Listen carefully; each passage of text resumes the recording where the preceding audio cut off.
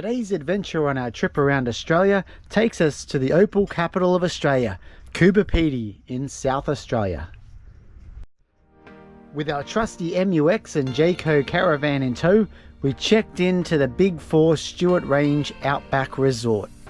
Our first of 8 must-visit stops is Yamuna Opal Mine and Museum.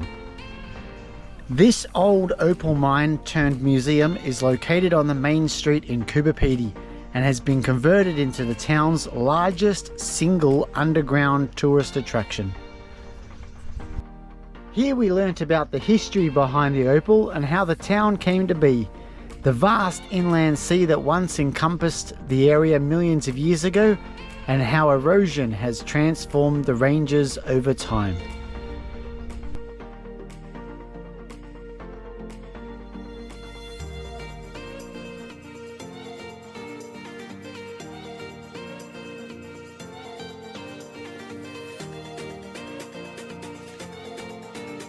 You can also go on tours of the underground mine, but you need to book in advance. So we instead watched the award-winning documentary video, The Story of the Opal, in a dugout home which is on display.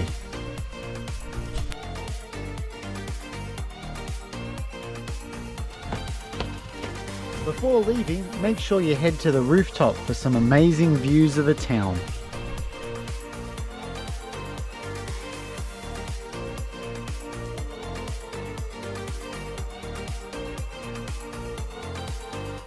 While at the lookout, we noticed our number 2 item, which is a movie prop starship that was left behind after the movie Pitch Black was filmed in the area in 2000.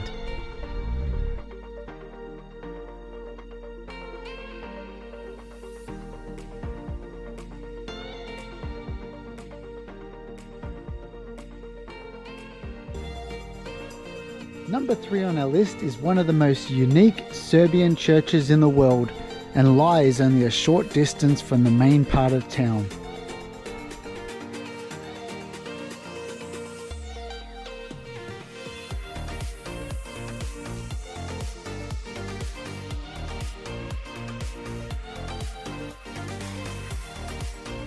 This church was built in 1993 by Serbians who settled into Coober Pedy as opal miners, and carved into the rugged hillside to help escape the summer heat.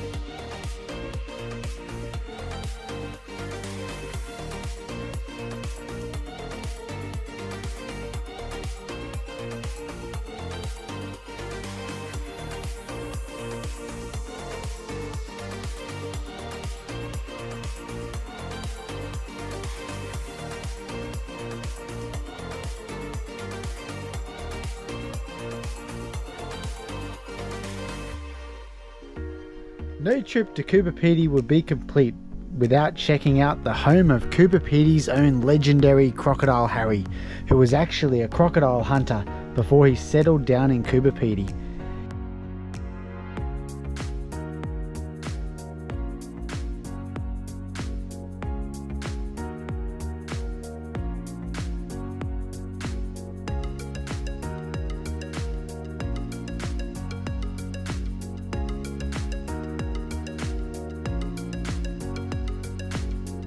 He might have died in 2006 at age 81, but he sure has left a legacy behind. In a town as quirky as Coober Pedy, where underground living and random junk lying around is normal, it takes a sight as insane as Crocodile Harry's underground nest and dugout to really stand out. His home is filled with all manner of recovered knickknacks, car parts, graffiti, and even ladies' undergarments. Some placed by visitors, but most installed by Harry himself.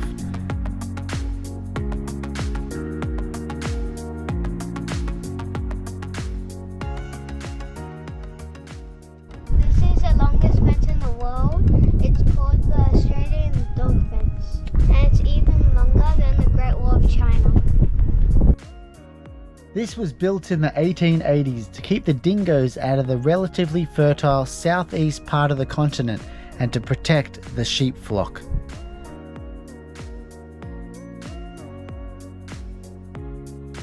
In its entirety, it is 5,614 kilometres long and stretches from the Nullarbor in South Australia all the way to near the southern coast of Queensland.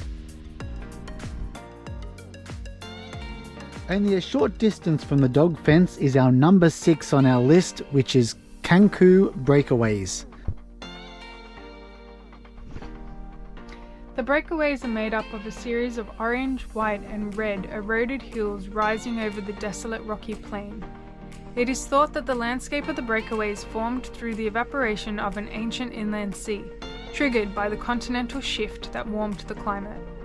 These colourful low-lying hills have broken away from the Stuart Range, hence their name, the breakaways.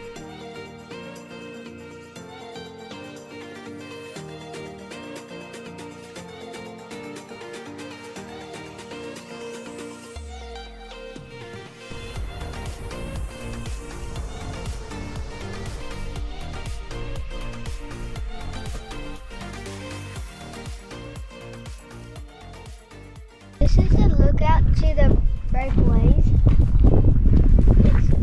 It's over there.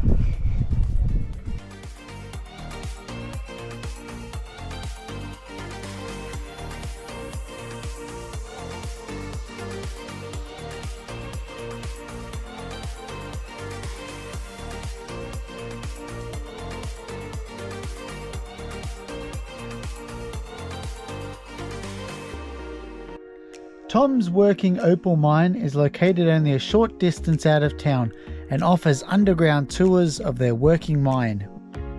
We chose an interactive guided tour to learn about opals and receive detailed explanations and demonstrations on the opal mining process.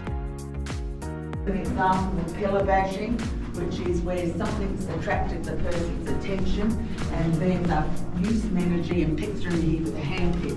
And if you shine your torch up there, you see that there is opal in there, but they've given up. The kids love the opportunity to search for their own opals along the tour and to try out the vacuum. Everything's homemade because that's just, I'll tell you about it right. We'll hear that door shut in a minute. Come on. Come and feel the vacuum. Want to feel it? Got $20 in your pocket? Yes. Helmet fell off and picked it up. It's a deep suction in that. That's it, stuck in there, get in there. Sit down, come on. Come on. Come on.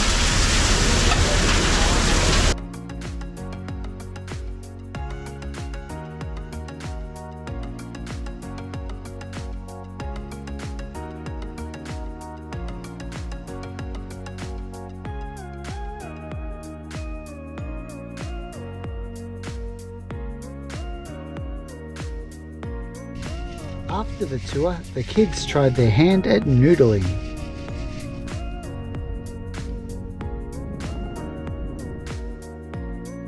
The last spot on this list is the large Coober Pedy signs just as you enter the town from the south.